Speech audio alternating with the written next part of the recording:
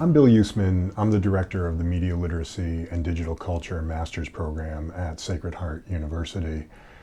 I come from the background of critical media studies, and my focus is really on how media play a powerful ideological role in society, that our exposure to media stories and images really shapes the way we see and understand the world.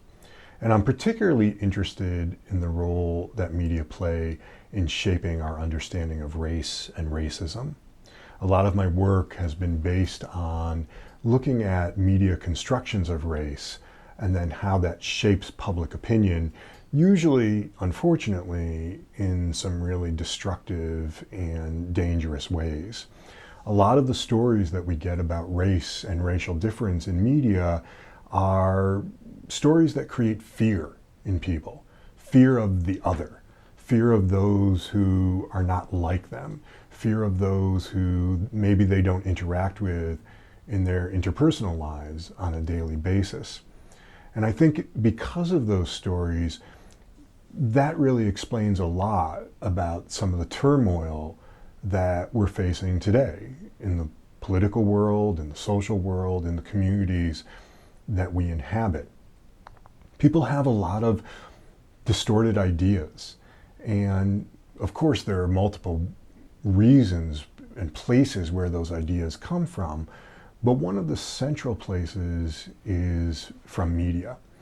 One of the big influences in my life has been the work of Dr. George Gerbner, who wrote about how television in particular, although now we can expand it to the full range of digital media, shapes our perceptions of the world around us, and how those who watch the most television in our society tend to believe in this scary vision of a dangerous world that we inhabit, a world populated by dangerous people that we don't fully understand.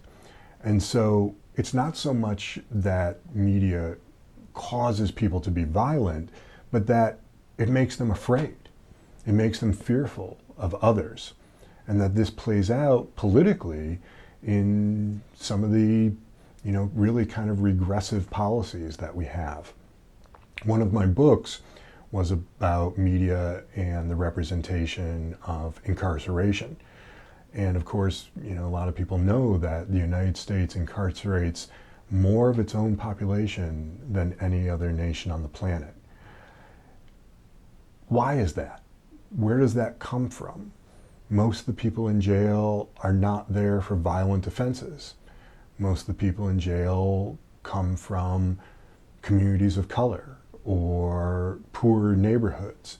Why is it that we use these really kind of repressive policies when there would be other ways of dealing with societal problems? Well, one of the reasons is because of the media messages that we get. Messages that make us scared. Messages that make us think that putting more police on the streets and building more prisons is the only way to keep us safe. When in fact, those dangers have been exaggerated in the first place. It's not that violence doesn't occur in our world, but that violence is motivated by social inequality. Violence comes from the conditions that people grow up in. And instead of trying to address that social inequality, instead of trying to improve those conditions, we respond with repression. We respond often with police violence, which has now, of course, become a major issue. But why is it a major issue now? It's a major issue now because of the proliferation of digital media. People now have cameras. They carry them around in their pockets everywhere they go.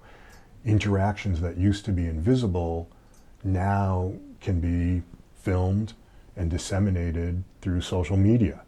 We're getting a glimpse into something that has always been the case. It's not that all of a sudden we have this type of repressive policing of communities of color. It's that what has happened for decades and decades and decades is now visible because of the digital media that we have in our lives.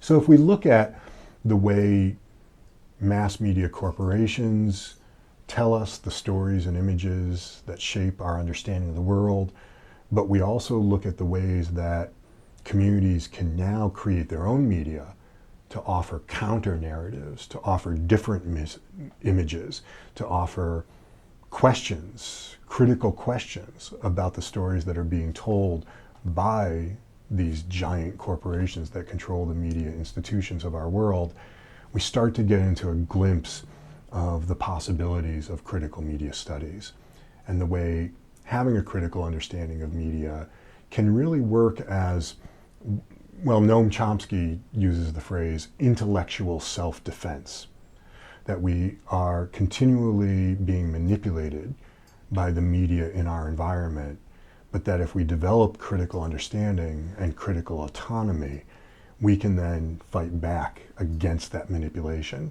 and we can start thinking for ourselves instead of letting media corporations think for us.